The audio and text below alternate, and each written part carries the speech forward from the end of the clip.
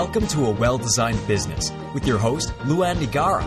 Luann has a lifetime of experience building a multi-million-dollar business with her husband and cousin, and she knows the challenges you face in your interior design business. Luann brings you real-life answers to your most pressing problems, as well as practical strategies to explode your interior design business. So, let's get to the business of interior design. Hi, welcome to another episode of A Well-Designed Business. Today's guest is Rasheeda Gray, the principal of Gray Space Interior Design from the Philadelphia metro area. Rasheeda's interior design firm is just under 2 years old at this point in time, and it is actually still her side hustle. Rasheeda holds a bachelor's degree in marketing and international business, as well as a master's degree. And currently, she has a full-time corporate position. And guess what? In under 2 years, Rasheeda has had more than 20 projects. Okay? Now, you probably want to know how she did that. I know. And so did I. And that's exactly why I invited Rasheeda on the show, in addition to her being an absolute sweetie. So Rasheeda shares 3 actual strategies with us that she has used to land these 20 plus projects, in addition to sharing her thoughts on what it takes to succeed in the interior design field.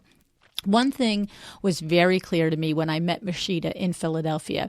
She brings her business skills to her design firm, but what do you do if you don't have business skills? What do you do if you don't have an MBA like Rasheeda does?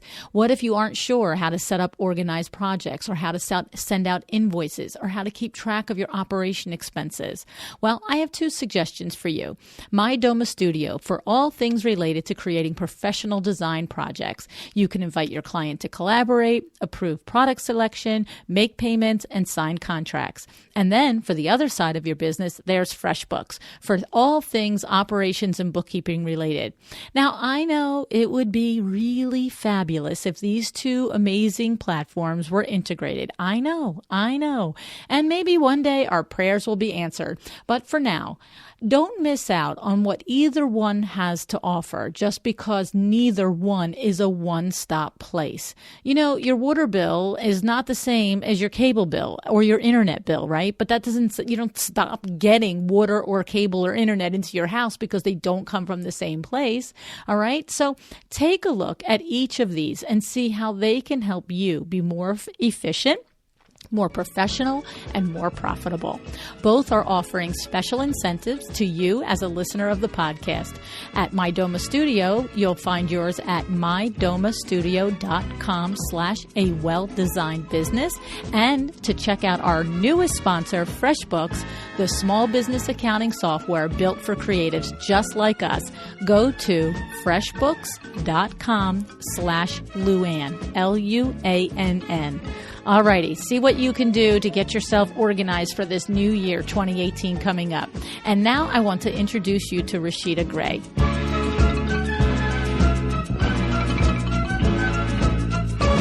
Hi, Rasheeda. Thanks for joining me on A Well-Designed Business today.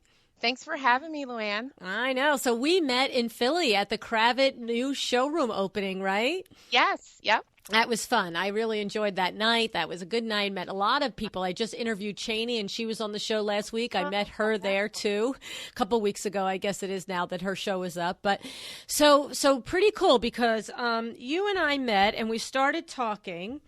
And what happened was I found out pretty quickly that your interior design firm is your side hustle, that Yes. You have your full-time corporate job, yet you also have 2 kids and a husband, 7 and 12-year-old. Yes. And then I said to you, blah, blah, blah, we're chatting. I'm like, and how busy is your firm? And you're like, well, I opened a year and a half ago and I have had about, 20 projects. And I was like, what?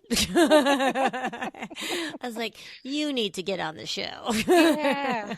That's awesome. Yes. So, all right. So here's the thing. I know that obviously when you tell me your background is marketing, that is going to inform a lot of what you do I'm making an assumption there, but tell us, You start this firm. It's a year and a half old now. You do it part-time because you still do have your full-time corporate job. What happened? Did you have that first client and then you said, oh, okay, let me do this one on the side first, and then that led to 2 or 3? Or did you intentionally say, you know what, enough is enough. I want to start an interior design business and I'm just going to start it on the side. How did it happen for you? So yeah, Luann, it's kind of a combination of both. So I started marketing. I have a degree in marketing and international business, and I have an MBA. And so that was going to be my career path. I was going to be a marketer. I've been in the industry for almost 15 years now. But one day I kind of got bit by the bug a little bit. So my husband and we were selling our second home and purchasing our third home. And we knew the third time around that we wanted to do a fixer-upper. We've always both been a little bit, very interested in myself in the design side, and then my husband in the construction piece. He's an insurance agent by trade. So really, maybe we missed the mark, but have been super interested in those pieces. So we staged our home that we were selling, and the realtor came back after she kind of gave us some pointers on what to do. And she said, oh my gosh, this is amazing. You've done a great job. And our home sold in 2 days on the market. And this was 2 years ago when the market was not that great. So she was super, amazed by the transformation. And then we purchased our third home, and it was a fixer-upper, needed a ton of cosmetic work. I'm actually based in Philadelphia, and you guys know Philadelphia is architecturally wise, a lot of older homes. And so most of my clients, including myself, purchase homes that need renovation. And so I renovated the home alongside a contractor, my husband, and that's when the bug bit me. And so I took vacation from work, Luann, like 2 weeks of vacation, and we just worked around the clock. We did painting, we did flooring, we did our fireplace, and then I was like, oh, I think I really, really love what I'm doing here. So I put it out in the world. I share with my friends. I am a strong believer in vision boards, Luann. So I put it on a vision board and shared it with my closest girlfriends. And one day, one of my girlfriends on Facebook, a friend of hers, was looking for an amateur designer, quote unquote. And she knew that I wanted to get into interior design at that point. A few months that went by, I put it out there and I said, where do I start? She referred me to this client or this person, a friend of hers who was looking for an amateur designer. And then that's where it took off. I started that project. And at the same time, I said, well, if I'm going to do this, get into it and be serious about it, I need to have some education around it. So that's when I went back to school to Temple University and got a certificate in interior design. So I did that at the same time that I worked my first project. Wow, that's amazing. So yeah, nothing like, well, I'll just, okay, so in with both feet. Now, the question is, what was the deal with the looking for an amateur designer? Because why would they saying that? I think they said that because of budget reasons. Okay. So, and that was fine with me because that kind of gave me a little bit of a cushion to say or feel comfortable with, it's my first project. I may make some mistakes, but I charged appropriately. It's my first project, so I didn't charge a ton, and they were looking for an amateur designer. So it was kind of a win-win for me. Yeah. Interesting. Okay. So, I don't know that I've ever heard anybody say that they were looking for an amateur interior designer. And I made an assumption when you said it that they were doing it because they figured it would be less expensive, but I wasn't 100% sure. Yep. So, okay. And you're right. And by the way, when you make a mistake, you look at them like you remember the word amateur, right? You're right. Stop. There was definitely tons of grace during that project. Lots of things that, for example, I did wallpaper. It was a bedroom. It was a huge master bedroom in Newark, Delaware. And it had a sitting room and walk-in closets. And anyways, I ordered wallpaper and I didn't order enough. And the wallpaper installer was there. And he's like, we don't have enough. I have to come back out. I have to charge. So there was definitely some grace during that project. Yeah. Well, okay. All right. So, I could go into how were you the one that specified how much wallpaper, but we could leave that aside, I guess. Right. Like, hello, you shouldn't be doing that. Lesson learned, right? That's it. I always, to me, when we're working with somebody and Kim sells wallpaper, it's no. I could figure it out, but I don't. I specifically will not. It's That's like, right. you're the wallpaper guy. You're not going to be standing here at the end of the project saying he said, she said with me. You Right. know what I mean? Right. So, Right. okay, cool. Definitely learned that one. Yep. Yep, yep. Okay, so now, so what happens is you get this first project off the Yeah. ground. Now, how long does it take to do the certificate program? Oh, it took me, I did it straight through. So, and I did it on evenings, 2 evenings a week, for a couple hours each session. And it took me 3.5 months. Okay, okay. Yep. So when you complete this and you've got this one project under your belt, you're feeling your sea legs a little bit. And Yes. then what happens? Does the next project just roll in by coincidence, or do you actively go, okay, shingle is out, let me drum some business up? What happens next? I forgot to mention that before the first project rolled in, I was renovating my home and I shared it on social media. So Oh, by now, all of my friends, my circle of influence, they know that I'm interested in this, I'm doing it. And so from that share came the second project. uh-huh. So it was a friend of a friend, and she wanted her bedroom and her living room completely transformed. The husband and wife did. So that's where the second project came. And then I was like, okay, I'm into it. Let's get a website. Let's, get start an LLC. Let's make this legitimate. Let's get a logo. Let's think of a name for the business. And so that's by that second project, that's when I really started to form Gray Space. Okay, I love it. So now tell me a little bit about, you started to put the project on social media. What does that mean Yeah. in reality? Were you writing blog posts? Were you just putting before and after pictures? What were you doing, and where in social media were you doing it? Okay. So early on, before Gray Space became a thing, I just shared it on my personal social media pages. So Facebook. And I mean, just like anyone else, I don't think I have an astronomical number of friends on Facebook, but maybe upwards of like 1,000 or 1,200 or something like that. So I have a pretty big circle of influence. So I shared it there initially. And then I started my business Facebook and Instagram pages in February of last year. So that's where I started to publish the before and afters of my home, and then the journey of the first project and the second project to those business pages. I felt at that point enough with sharing with my friends. It's time to expand beyond that. So that's when I started those business pages. Okay.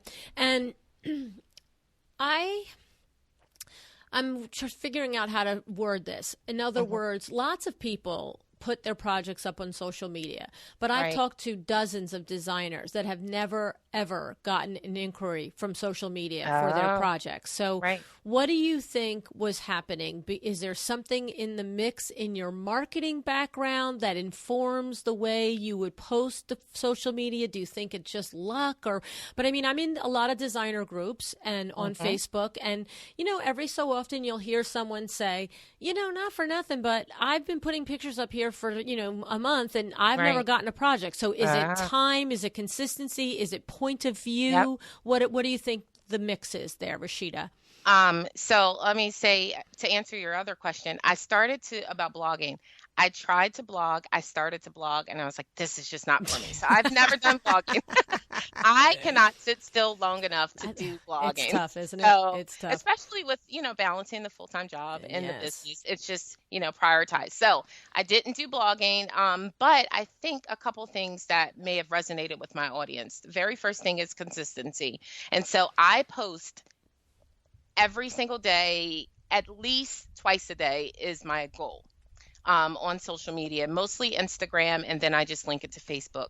All right. In addition to posting, I also, and I'm sure this has been said before in the podcast, I also interact with my audience. And so I will go to other Instagram pages where I feel like my target client may live and interact with those Instagram pages.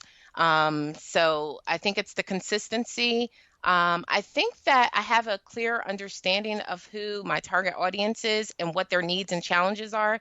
So I'm pretty intentional about sharing what my value is as an interior designer and speaking directly to those needs and challenges when I speak on social media.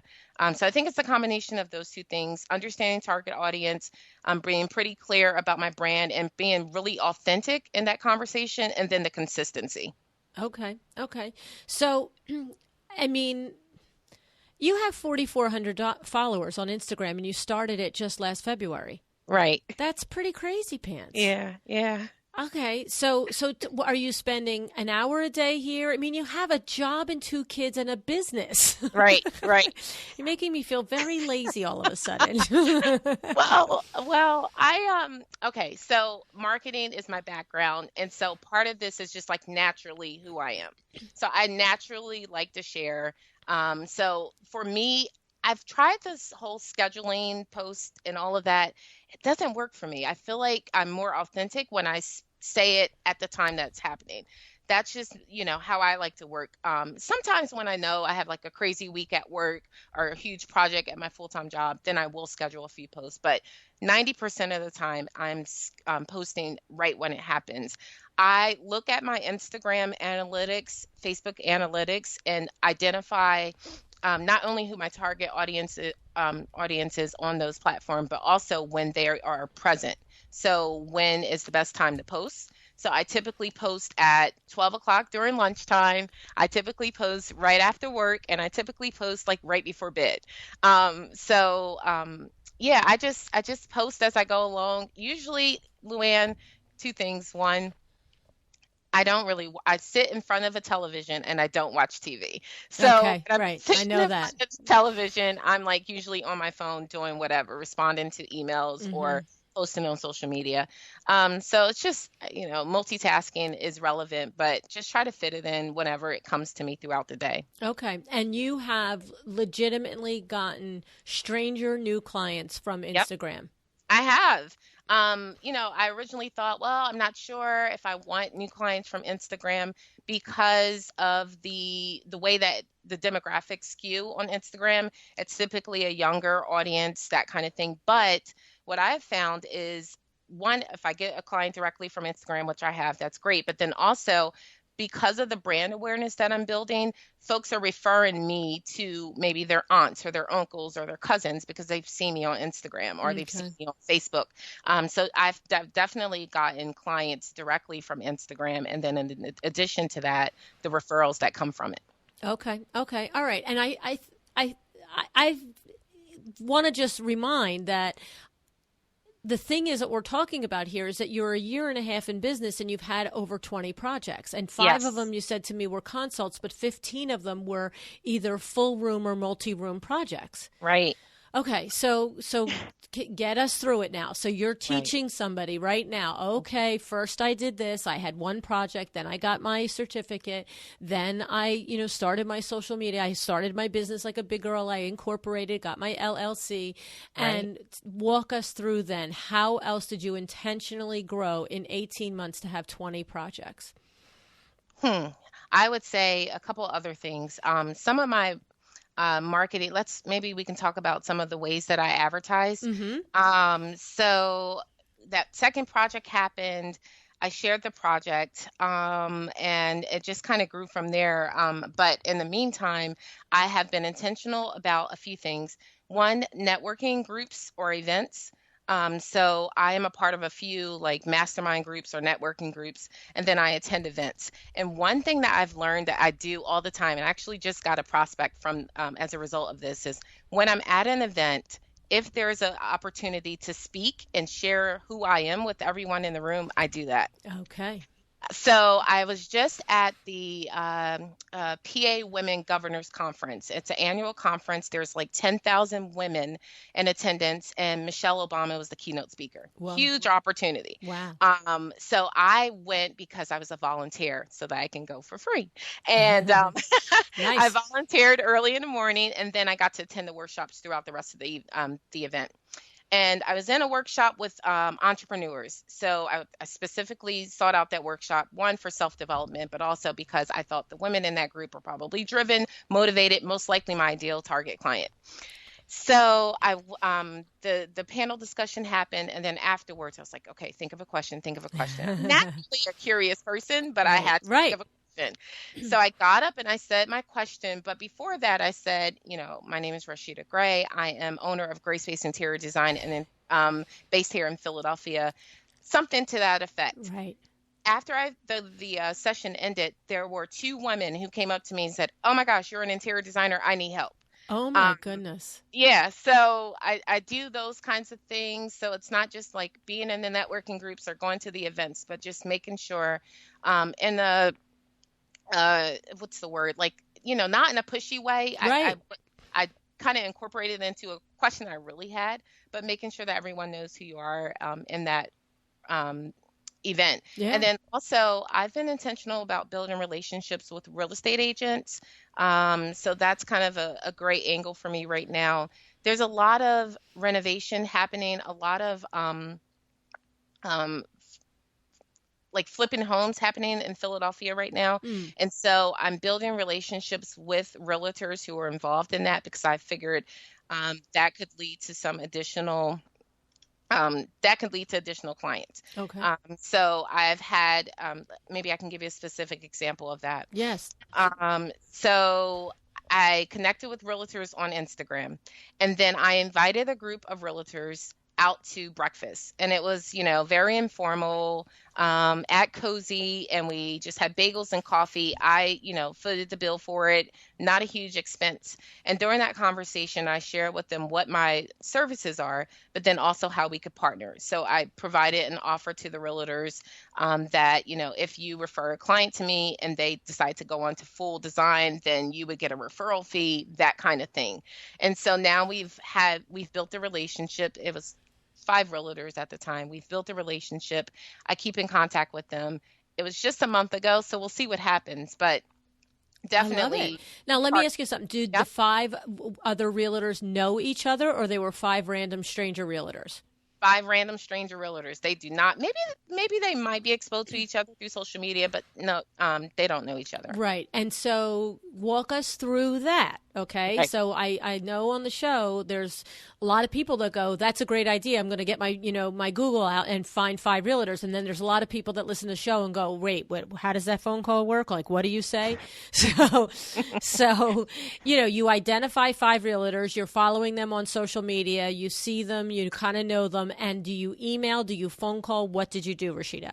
A combination of both. And so first is I've already built some type of relationship with them through social media. And Okay.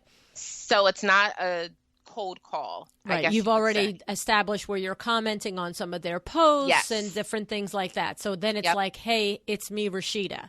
Yes, Okay. that's right. And what did you say in the so that makes sense. So you follow them, you interact with them, and then it's hi, it's me, Rasheeda. Right. What did you offer? How did you propose that they come to breakfast? Because I have to tell you, that will Right. take a lot to get me out of my life and out of my world to come to breakfast with a stranger and 4 other strangers. I'd be like, oh my God, I have no time for that. So Right. you have to really hit me with why. So what did you do in that introductory email? Oh man, I have to pull it up, but I basically said that I wanted to share with you what my services and products are to be able to help you provide an additional value add for your clients. So if you have an interior designer in your back pocket. Oh, and the other thing is, here's the other offer, that I offered 1 free consultation per real estate agent who came. And There then you they go. that's what it was. Ding, And then ding, ding. right.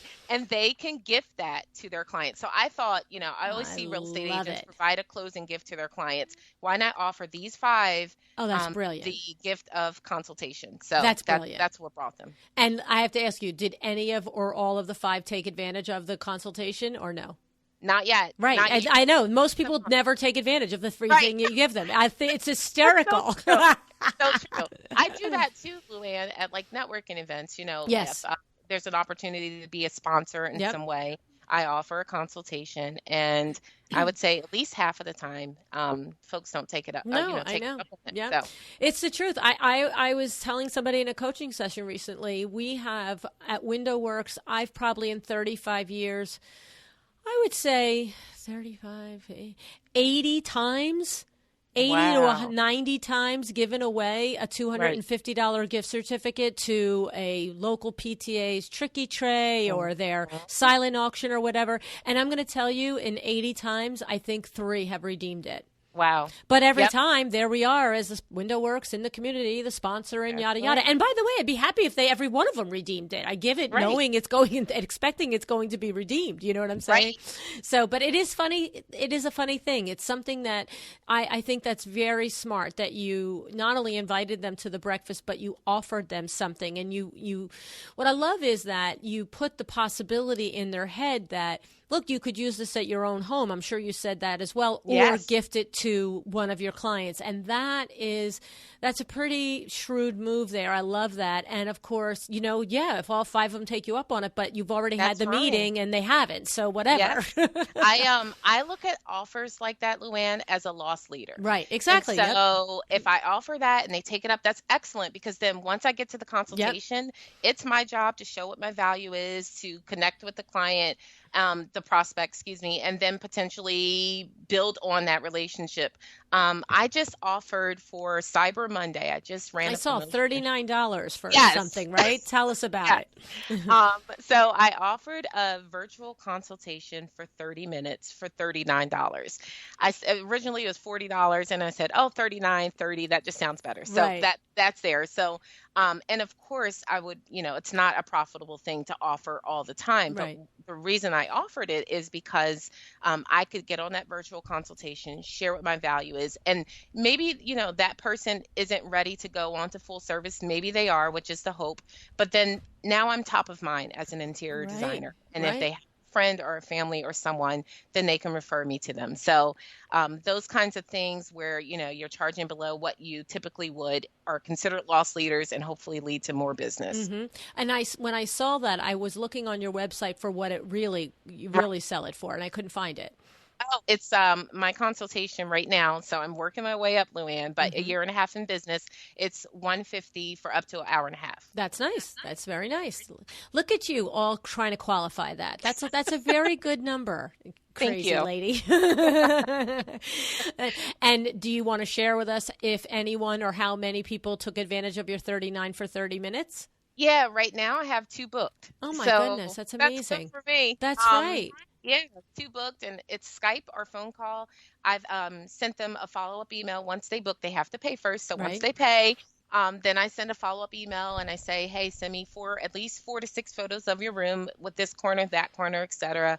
And then send to me an email what your problem is, so I have a second to digest it before we hop on a call. Okay, so that's awesome. I love that. That is really, I mean, that's just terrific. So, okay, so now you tell us about, I know that you also are very intentional about referrals and testimonials and things like that. Tell us about that process and how that has also further helped you fill your pipeline. Okay, great. So at the end of a project, I will go back to the client and say, and I actually do this over email because it gives them a second to think. I would intentionally ask for 5 referrals. So I send it over email, and then, I would say probably half the time folks send something back. So that's a great way to ask for referrals. But then secondly, with testimonials, I'm really big on building a profile on Houzz. And so I really think that Houzz, having a profile, helps with search engine results and that kind of thing, because it's such a large platform. And so I ask all of my clients to review me on Houzz. I would say maybe 75% of them do. And, that just helps. I share those testimonials. Not only are they on the Houzz platform, but then I share them on social media. I share them in a consultation. I just had a consultation in Mount Laurel. And the wife was familiar with me, but the husband did not check out my website or any of that just yet. And so I went right to Houzz, where those testimonials are listed, and just shared those with them at that time. So powerful, right? Yeah. Just to say, I'm sharing my value with you, but here's a real life example of how it's helped someone. Right. I love it. Okay, so that's good. And so tell us about that email where you ask them for 5 referrals, because that seems a little daunting. Right.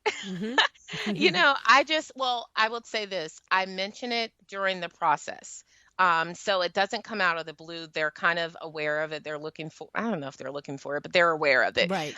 So at the end of the project, I usually provide a virtual client binder. So they'll get all of the like specs and details, what paint color, that kind of thing. And then towards the end of that email, I would say, it was a pleasure working with you. If you could share, the names of 5 folks who may benefit from a similar service, that would be super helpful, or something to that effect. So it's a part of their like close out email, and it's towards the end so that they can remember it, because there's a ton of stuff in that email. But it's towards the end of that email. Okay. And do you have people that will email you back with and just say thank you and everything else, and not include or address that you asked for a referral? Yep. Okay. And you don't worry about it, right? No. Yeah. It's just fine. like, don't have a cow over it, right? Just don't worry about it. And then you probably have people that email back and give 1 or 2 names or something. Yep. And then sometimes that just happens naturally. So I just wrapped up a project and the client sent me a text message, which I don't mind. I actually talk over text message, email. Now, if it's something that's like super important to the job, then I ask them to send it by email. But general conversation, text message is fine. So they sent the text and said, hey, my cousin was just over. She loved my place. Can I give her your contact information? So no, some of them I don't want any more business. Right. So, some of it is like natural. And so I would say back to that client, yes, of course. And if there's anyone else that, may be interested, let me know. So I would not include the referral ask in her email, because we've already started that conversation. Right. I love that. And of course, you're right. If somebody's already given you a referral, you don't bang them over the head and ask for another. So that's pretty cool. Right. All right. Now, a couple of other things that I want to talk with you about in particular. The first thing is that we have a common friend, Cheryl Luckett, right? Yes. Dwell by Cheryl. Right. And so it's kind of funny because Cheryl and I met in Los Angeles at the Design Bloggers Conference, and we've been social media buddies for many, many months now. And then after I met you in Philadelphia, I was commenting on one of your pictures. Oh, I think it was the picture you put up of me and you. Yes. You know what I mean? Yes. Right. And I see Cheryl go, oh, my mentee, I'm so proud of her. And I was like, wait a minute. Like, you don't live in Philadelphia. You're right. Like, so share with us how Cheryl came to be your mentor and why you selected and asked her to be your mentor. Yes. So you're right. Cheryl's in Charlotte and I am here in Philadelphia.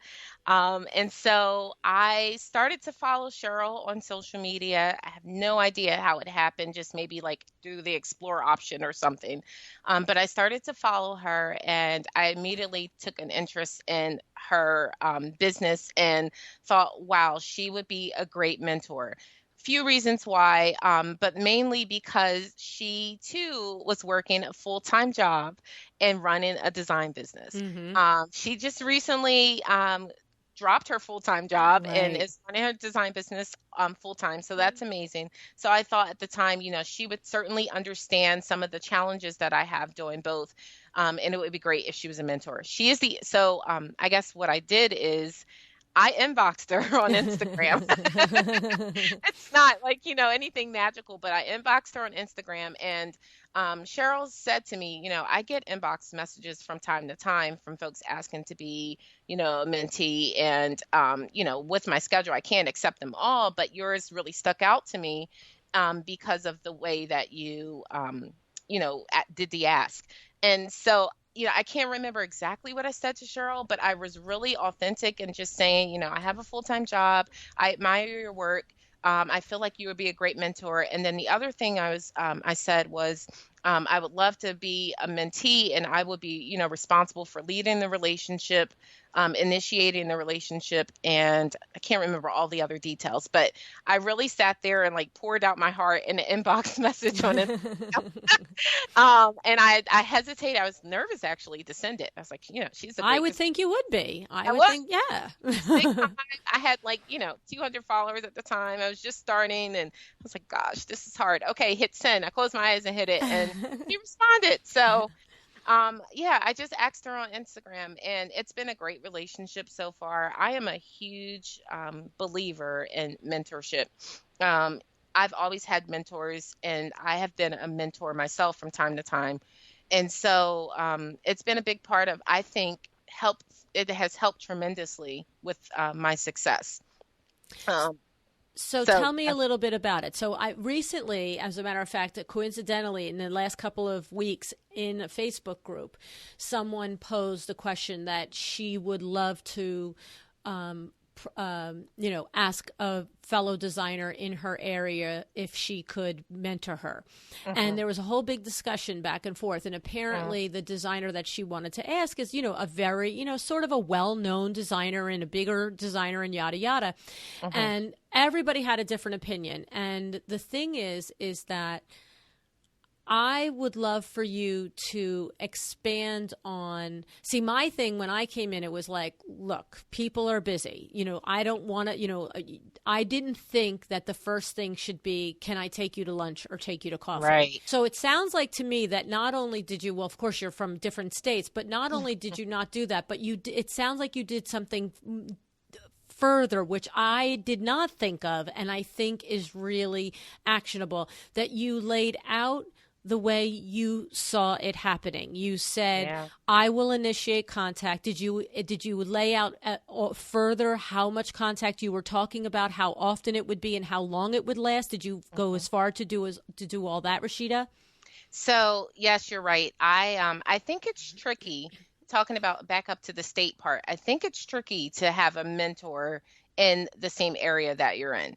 One, because, in-person meetings take up more time, right. But then two, because I don't know, there's always this underlying thought of competition, that kind of thing. And so I sought out someone who was not in the Philadelphia area. Okay. So that was intentional. And yes. you were impressed by Cheryl to begin with, but then right. It was like a home run that she was not in your area. That's right. And so, I guess that's a double-edged sword, because if I had someone that was a mentor in the Philadelphia area, perhaps I could learn some of the, gather resources that are local to this area, learn some of the nuances of this area. But I kind of get some of that through just interaction with designers in the area in general. So at the design center and stuff. Right. So that was the first thing. But then, so in the inbox message, I did not go into like details. I wanted to see what would work best for her. So I asked to have a first conference call, and I asked for it to be a half an hour. I did not. I love the parameters. I love the parameters. Yes. I said, just a half an hour. I'll come with questions. So we scheduled it. And it was during my lunch break at work. I remember sitting in the conference room, and I had my questions. And of course, I had more questions than a half an hour could allow. Right. But I said, what works best for your schedule? And so now we meet monthly over the phone for 1 hour. But the relationship has grown since then. We actually room together at High Point. That's awesome. So, it's been great. And now, it's at a point where if I have a question that doesn't occur on our monthly one-on-one calls, I can reach out to her directly. But that's how we started, setting those parameters, sticking within that time frame, and then I initiate the interaction. I love it. I have to say I love it, because the thing about it is what I hear is that you have a respect for her time. Right. And that it's not just going to be this, every other time when I felt like I, scraped my knee and I need to call you and ask you what to do. Right. That's right. And I like that you expressed that you will come to the phone call with some questions, with your questions in hand. And it's not just like, hey, 35 minutes of I have no idea what I'm talking about. So right. I think it's awesome. I think it's really terrific. And I have to say, if you happen to say to her, I don't know if you did or didn't, it doesn't matter. She accepted it either way. But I'm just saying, if you happen to say to me, and I'm going to call you during the lunch from my corporate job, in my brain, I automatically know we can't run late. Right. Like, this is awesome. And she was working at the time too. It was like during the week. So, all of those things played into how I was pretty intentional about setting those parameters. Yes. It's so respectful. It's so awesome. I love it. And so that's a nice little caveat there too, I think I have to say, for the conversation in the group of the Facebook group with the other incidents, I do believe it was the designer who was asking for advice on how to reach out. I think it was that designer that mentioned that it would be clear to who she was reaching out that she was not competition for her or Right. him. I don't remember That's smart. all of that. But it did occur to that designer that, I thought about that. She's in my area or he's in my area and I'm not their competition and they would know it. But it's true, with Instagram and Facebook, and there are so many different ways to come across people through social media now that you really don't need to have the relationship somebody that's close by. Right. So tell me about some of the lessons and some of the things. Can you think of any one or two things in particular that Cheryl helped you get through and work through and you had aha moments about? Yes. Oh, good. Very early on, one of our first conversations, I might have asked her a question, and she said this to me, and I will never forget it. She said, "Don't be shy about the fact that you are also working a full-time job. Don't hide that from your clients. And here's why. Because it allows you to set expectations." And so, for example, I kind of work around the clock, and I have to in order to balance it all. Right. And so I may send an email to a client at 12 a.m. I won't call them, I won't text them, but I may send an email. I might schedule a text message. I don't know if you use that feature, Luann, but I have these like aha moments early in the morning, and then it's way too early to text someone, so I'll schedule it. Okay.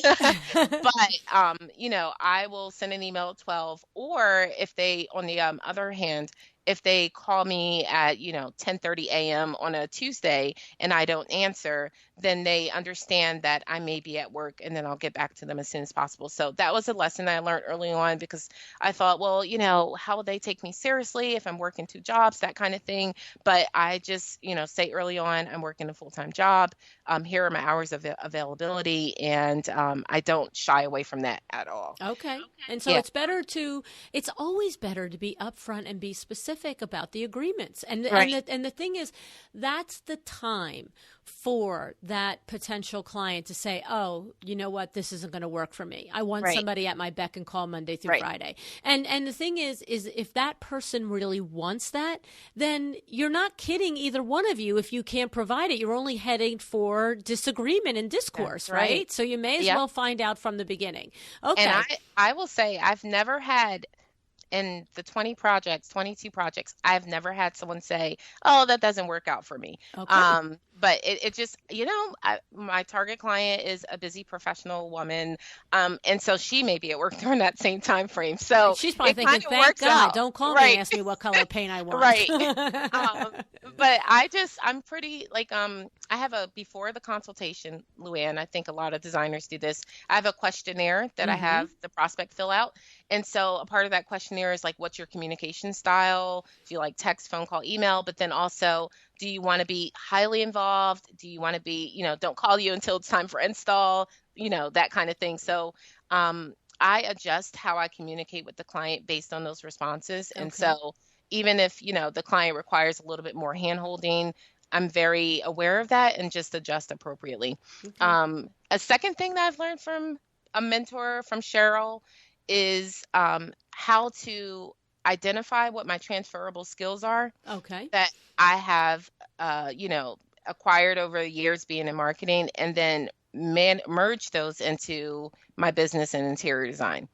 So that's been super helpful because, from time to time, you're like, is this way over my head? Am I doing a good job with this project? And then you say, wait, I have been project managing for, X number of years in my corporate job. And that's a transferable skill that I can bring into interior design. So that's been super helpful. Another thing that I kind of link between the two fields, and I think anyone can do this with any industry, is problem solving. I feel like one of the number one jobs of interior designers is assessing the needs of our clients and then providing a solution, a viable solution that works for that client. But I do the same thing in marketing. I have a client, and then I figure out what their needs are, what their goal is, and then provide a marketing plan to address that. So same thing with interior design. So she was really helpful in identifying what those transferable needs are or skills are, and then merging them into my business and using them as assets for me as a designer. So I use some of that wording on my website, that kind of thing. Okay. And so this may or may not be, a nice question to ask or not, but we understand how much value Cheryl has given you. Mm-hmm. What do you think about it? Is there anything going back to Cheryl? I mean, obviously she's a warm and giving person. I've met her. She's very lovely. Is there anything besides just the satisfaction of helping you that you feel that the mentor is getting back? So I too am a mentor. So it's so funny how this all works out, but my mentee is in Charlotte. So I don't know if she found me through Cheryl, like commenting on social media. I'm not sure. Okay, so it's just the giving out and it comes back to you. Yes, I think so. I mean, I know Cheryl has a mentor too. Okay. So I think that it's just I always think as a business owner, it's smart to be in the middle of the mentor-mentee relationship, to have both a mentor, no matter how amazingly successful you are, and then to also give back by having a mentee. I love it. I think it's so cool. I mean, I didn't ask it because I think there should be something to give back. I just wondered if it was something. But so that's it. So you guys are both involved on both ends of giving and receiving.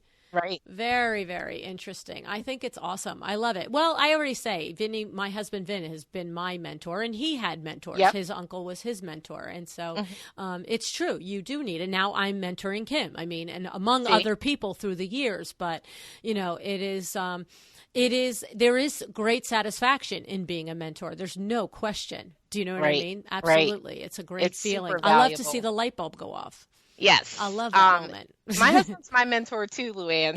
We definitely have that in common. That's nice. Yeah. He's been in business for 6 years now as an insurance agent. And so just like general business woes as an entrepreneur, I sort of use him as a sounding board, and that's been super helpful. So that's great. I love it. And now talk to us a little bit about that part of it, because there are a lot of your colleagues listening that do also have their full-time job, and like you might have 2 kids and a husband and a home and everything else. Give us a little rundown on what's the parameters. So do you do consult, like I spoke with Adam Skugel a couple of weeks ago. Right. So he does his consultations on the weekends and yada yada. Tell us a little bit about the logistics of running a busy interior design firm within a family and a full-time job. Whew. I know, it's exhausting saying it. Okay, I would say there's a couple things that I use, couple strategies that I use to kind of manage it all.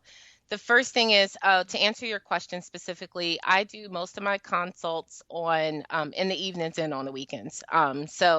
And I probably right now I'm averaging about 2 a week. It's picking up tremendously, but yeah, they happen in the evenings and on the weekends. But the balance, first of all, I feel like there's never a balance. Like there's always a point in time where your priority may be the business or your priority may be the children, and you just kind of work it out. But I involve my family in my business as much as possible. So you probably caught an Insta story or two where my daughter is like front and center and she loves the camera. She's 7 years old and she's like, Mom, put me on Instagram. And oh gosh. So I involve them as much as possible. On the other hand, my 12-year-old son, he's like, Mom, do not take a picture of me. I do not want to be. So they are kind of, I involved them. I was going to say I used them. It's like putting the puppy in the picture. Right. I involved them as much as possible, even on like projects. For example, my son might help me on an install day. He's 12, so he can get in there. So he can lift and carry boxes in and out of the car, right? Yep. And then my husband, especially early on, like maybe the first 6 months or so, he was my handyman. Okay. Yeah, and he runs a business, so he has flexibility. Not too much because he has to make money with his business too. But from time to time, if I have like just a small, we're hanging a piece of artwork or something like that, and my handyman isn't available, then I will pull him in. So I try to involve them as much as possible, and then just be really intentional about when it's mommy and me time or when it's me and my husband's time, that's it. All the work goes away and I'm focused on that. But I try to bring them in as much as possible in the business. Okay. And so you're taking them on the sourcing trips and maybe to the design centers and different things. That's right. That's fun. It depends on the client, but from every now and again, if the client has children, then if I have to, I don't have a babysitter or whatever, I have to bring my daughter with me, then, and I've developed a relationship with the client, then I'll go and bring her along with me, or my son or whomever. And they actually like it. So. Yeah. No, I'm going to tell you what, my kid spent more times at the Kravitz showroom than I can tell you over the years. I mean, I started bringing her there when she was like 2.5 years old, honest to God. And I'll never forget the first day I walked through the door with her, they were like, "Oh, good Lord, what are you doing here, woman, with that baby?" But I knew my kid. I knew that she was the kind of kid that you put her down with a book and a baby doll, and like an hour later you'd have to say, "Okay, we're going to leave now." "Really? Because I'm having fun, Mommy," And so, and I also would bring her, and both the girls have gone to customer appointments with me, when they were off from school. And, guess what? So was my customer. Her kids were off from school, so she took the day off too. And so it'd be like, well, I can come on President's Day, but I've got my kids with me. Okay, that's fine. That's exactly it. And, I'm probably the mom at soccer practice where I'm like in my car with my laptop. Yes. I can see her from the field, but I'm not in the field talking with the other parents because I'm doing work at the same time. So you just make it work. Exactly. So it's really very cool. I love what you're doing. And I think it's pretty amazing that you're so busy at such a young business age, Yeah. Is there anything else that you would share in order to, so let's recap some of the ways that you built your business. First, It was that first referral, that first one that you were willing to take at quote unquote amateur level in order to get your foot in the door. Then it became your conscious social media presence and putting out there what you do, and that and then it became meeting with the realtors, not necessarily in this order. Then you had that thing where you met with the realtors and you develop relationships there. What else are we going to attribute this to? I would say just definitely networking events. The networking, right? Yes. That's right. Okay. Intentional network. I would say consistency is really key. So once you get started, don't stop. Another thing is I always hear from people who may inbox me on social media or reach out to me on email that say, "I'm thinking about starting an interior design business." And then they go from there. And it's just like, there's never a right time to start it. Just do it and go for it and give it your all. So consistency, going for it. And then lastly, just staying true to who you are, whether you are a full-time business owner or you work a full-time job, just being clear about that and sharing it and setting expectations, but being really authentic with your brand. I love it. I'm really amazed at what you have created in such a small amount of time. I really am. And but I met you in person, and I'm amazed, but I'm not surprised. Oh, well, thank you, Luann. Yes. And I just want to mention before we go, I love your tagline. It's Gray Space Interior Design. Your last name is Gray, and you said design isn't just black and white. Let us help you find your gray space. That's I it. love it. That's so Thank you. clever. Thank you so much. Yeah, I think that's really something else. So I can't tell you how much I am so glad that we met. And we're just going to let the cat out of the bag that, Cheryl is going to be on the show in a couple of months too. Oh, yes. So we will get some feedback from her on the experience of being asked to mentor you and then her experience being mentored. So I think it's a great topic. I love it. I love the way everybody's helping each other, and everybody is all like, pulling for each other. And, the podcast is evidence of that, because you all come on here and you share your stories and the things that work, right? Yeah, I think, Luann, not for nothing, you are certainly creating something special, or really adding to something special. When I first started, the first few months, I was like, gosh, where are the resources? Where can I learn, this from and that from? And then I stumbled upon your podcast, and I'm like, it's like gold. So I just want to thank you and all those Facebook groups that are out there for just, pouring into the design community and sharing. And it's been super helpful for newbie designers like myself. Yeah, well, it's helpful for all of us. I'm going to tell you what, I learn something every day. It is the biggest, joyride, this whole thing, and look, I'm doing, I'm in business a long time, and I still will have these aha moments and conversations with people like yourself. Like, I just like that whole invite them to breakfast and give them a consultation. I was like, because I was actually thinking, all all right, you invite me to breakfast, whatever. Right. But, Right. oh, okay, there's a twist. I like that. That's right. So, old dog can learn new tricks. That's the Yeah. truth. So, well, thank you so much. I hope you have a great day, Rasheeda. Thanks, Luann. Have a great one.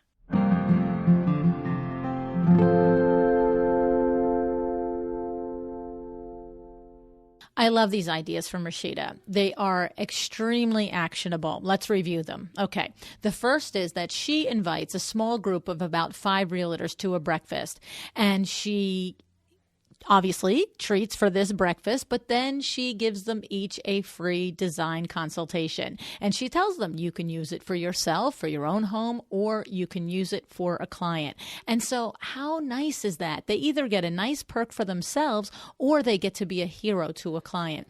And I was thinking about this, and it didn't hit me while we were talking during the show, but it hit me afterwards. It doesn't actually have to be 5 realtors. What if you gathered 5 people from non-competing trades? So I was thinking about it. What if a designer said to me, hey, Luann, you're my window treatment vendor, or you're a window treatment vendor that I've heard of and I'd like to maybe do business with, right? Would you come to a lunch or a breakfast? And here's what I'm going to do. I've invited this XYZ builder. I've invited this XYZ realtor. I've invited this kitchen contractor. I've invited this mortgage banker. Think about the different trades that all work in unison together. And I got to tell you, my ears would perk up over that, because not only am I looking at the possibility of doing some business with you, but I'm looking around and thinking, the realtor can refer me. The banker can refer me. The builder can refer me. And so instead of looking at 4 other people in my same field, obviously it's paying off and it's working for Rasheeda, so there's no diss on that. But this is just another spin on it. And I also want to tell you, I know that a lot of times when we talk about these types of suggestions, that there's probably somebody out there that's saying, I would be too embarrassed to invite somebody to this breakfast or to this lunch. And I have to tell you, as a vendor, okay, I'm a vendor. I do custom window treatments for interior designers, just like you. If I were invited by a designer that I am not doing business with, Yes, I want to come. Like you have me at hello. I spend my whole day trying to find you, right? So when you call me and say, hey, I'm a designer, would you come to lunch or breakfast with me? I'm like, whoa, I didn't have to go looking for you. So I want to share that with you because I want to help take away any last layer of anxiety about putting yourself out there and organizing this little get together. Okay. All of us are looking for people like you. Okay. You're a hot commodity. Okay. So here's what you do. Duplicate the idea. Do it with realtors if you want, gather various trades if you want, but I love the idea of giving the little perk, that little, hey, and I'll give you a consultation for your own home, or you can give it to a client. I have to tell you, it really hit me between the eyes. I think it's an excellent idea. All right, the other idea that Rasheeda discussed was that she asks for referrals at the beginning of a project. She tells them that I'm going to be asking you for a referral. And I like this. You remember Lisa Escobar a couple of weeks ago said the same thing about reviews. At the beginning of a project, when she's signing the contract, she says, I will be asking you for a review. So this is something that we've talked about over and over again, and I'm just going to make an assumption that sometimes we all are like this, I'm like this too, that we need to hear something over and over again before we finally go, oh, okay, I can do that. So I'm wondering if today's the day that you are hearing, oh, at the beginning of a project, when everything's happy and we're signing the letter of agreement, I'm going to say, when this project is finished, I'm going to ask you to do 2 things for me if you would. I'd like you to think about it throughout the process. I'd like you to give me a referral at the end and a review at the end. And then Rasheeda discusses how throughout the process, somewhere in the middle, she reminds them, and then what she does is very actionable. When the whole project is over, She sends them a follow-up email, and I'm sure it has all kinds of lovely things, and maybe it has a list of the paints they've used and whatever else that she does. But in that follow-up, that closing email, she then says, and by the way, can you think of some friends that might like to use my services as well? All right, so I want you to think about if that's something you're going to do starting with this next project that's coming to your design firm. All right, and the other thing that Rasheeda does, which is just so awesome, is the intentional networking. So we've talked a lot recently also about networking. If you remember the show with Nancy Ganskaufer, my co-business coach, and some of the things that we do together, we had that Power Talk Friday where she talked about your business in words. And it really, really, really, if you missed that, please go back and listen to that Power Talk Friday. It's just a couple of weeks ago. Nancy Ganskaufer, okay? It is so actionable and so actionable and so powerful. And I really feel like it takes away the anxiety of being able to introduce yourself to strangers, okay? But Rasheeda takes it to another level. What she does is she speaks up during a networking meeting. She contributes in a meaningful way. She adds something to the conversation. She asks an insightful question. And what does she do each time? She raises her hand. Hi, I'm Rasheeda Gray. I'm the interior designer. I'm the principal of Gray Space Interior Design here in the Philadelphia area. And I like to know, can you this, that, and the other thing? Or can I ask you blah, blah, blah? And everybody in the room knows what Rasheeda does for a living in a very, very non-confrontational, very non-salesy, very non-me way, right? I love it. Okay, so lots of great tips to help you fill your pipeline in the beginning of 2018. Very actionable. If you'll make a commitment to move and a commitment to decide to do something, I promise you some of these will work for you. All right. And if you need help growing your business, I'm here to help you too. This January 2018, I am co-coaching, as you know, with Nancy Ganskaufer, 6 weeks to success. I've discussed that in previous episodes. The landing page for that with more information is available to you at luannigara.com/6 weeks. But in addition to that, I'm going to be forming 2 mastermind groups. These are very small groups of no more than 8 interior designers, and you will be paired with people who are very close to you in your business journey, okay? Because you want to work with people that are maybe a step or two ahead or a step or two below, but not too far than that, because then it becomes not productive for you. You know what I mean? We don't want to be spending time talking about problems and challenges that you haven't yet faced, or maybe you've already handled and you've moved on from. So one will be a mastermind for 5-figure earners. That means if in 2017 you earned under $100,000 in your interior design business. So that's not gross revenue, gross sales, that's net earning. And one for 6-figure earners, okay? Masterminds are very, very specific. You must commit to meet with the mastermind group every single week. You cannot miss. These are not like the other coaching sessions that I've been doing with Nancy, the Money Mindset and Sales and the 6 Weeks to Success, where they're recorded live. They're live webinars that are recorded, and you can access them at any time. That's a teaching. I'm teaching you in those, okay? Nancy and I are teaching you.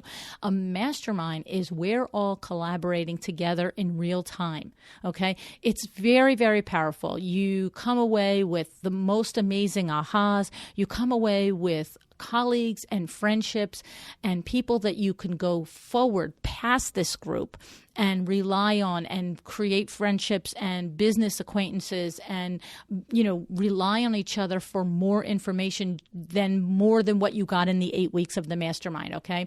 So if you are interested in a mastermind for 2018 and working with me and 7 other interior designers that want to make their business profitable, the line in the sand, that's it. We're doing it this year. It's going to be this year, right? If you're in that frame of mind, then you're my kind of person. And so I need to have you in the right group so that you will get the most out of it. And the best way for us to know that is to us have a 15-minute conversation. I want to kind of assess where you are in business, what your needs are, and then I'm going to group you accordingly so that you get the most out of it. You know, it doesn't serve me if it doesn't serve you, okay? So if you're interested in that, email me at info@luannigara.com. That's LUANN LuannNigara.com. info@LuannNigara.com. Alrighty, guys. Thank you tons for listening. Remember to show our sponsor some love. We have Cravat Inc., we have My Doma Studio, and our brand new sponsor, FreshBooks. Okay? Have an excellent day. Thank you for joining me again today for another episode of A Well-Designed Business. This podcast is a production of WindowWorks in Livingston, New Jersey, your trade resource for custom window treatments and awnings. Learn more about WindowWorks at www.windowworks-nj.com. All of our music is original music by Room 2 Productions. Please contact us if you want to learn more about original music for your business or your events.